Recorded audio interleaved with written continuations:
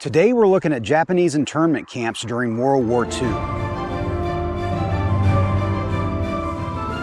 Hello, welcome to the Daily Bellringer. Please don't forget to subscribe and take a look at the questions down in the description. Also, don't forget to check out dailybellringer.com where you'll find more resources that go with many of the Bellringer videos.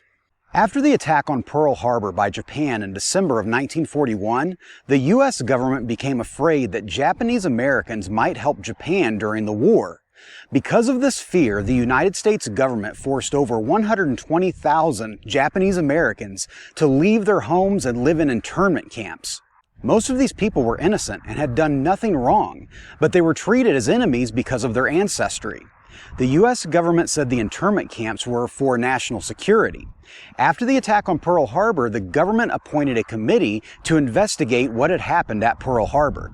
Headed by Supreme Court Justice Owen Roberts, the Roberts Commission concluded that there were Japanese agents in America who had passed information to the Japanese military. The report fed hysteria, and many Americans were scared of another attack and that there might be a full-scale invasion of the U.S. mainland. Many believed Japanese Americans were spies, even though there was really no proof. Racism also played a big part. Some people had already disliked Japanese immigrants and used the war as an excuse to persecute them.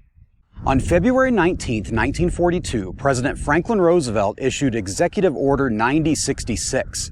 This order authorized the forced removal of all persons deemed a threat to national security from the West Coast to relocation centers further inland. During the war, 10 internment camps or relocation centers were operated by the War Relocation Authority, or WRA. These camps were usually located in remote areas like the one here at Heart Mountain in north-central Wyoming. Here at Heart Mountain, some 650 buildings were constructed and over 10,000 Japanese Americans were forced to live here. From its opening in August of 1942 to its closure in November of 1945, close to 14,000 Japanese Americans, mostly from California, Washington, and Oregon, were forced to live here. At its peak, Heart Mountain was the third largest city in Wyoming.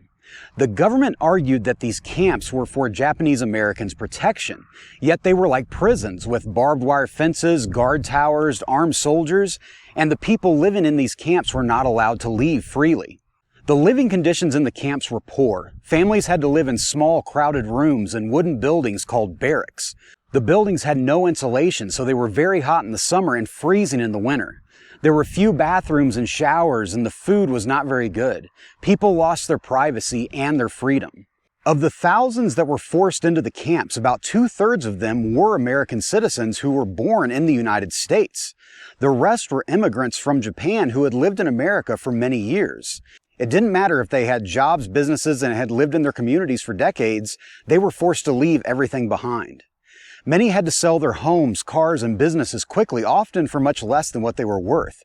Some families lost everything they had worked hard to build.